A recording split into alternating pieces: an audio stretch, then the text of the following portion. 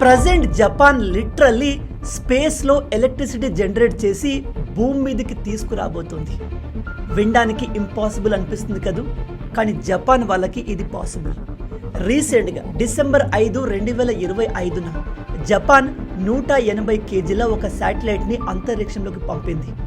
ఆ satellite 1 kilowatt energy ఎలక్ట్రిసిటీని భూమి మీదకి పంపించింది.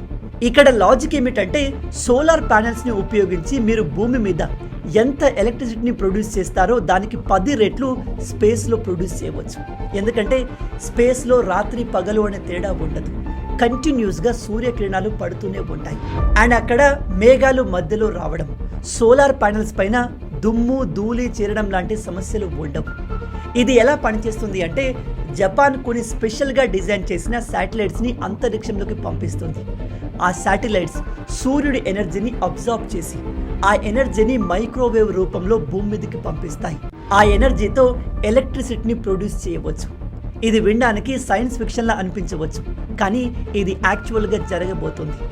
జపాన్ స్టార్ట్ చేసిన ఈ ప్రాజెక్ట్ పేరు ఓహిసామా. జపాన్లో ఓహిసామా అంటే సూర్యుడు అని అర్థం.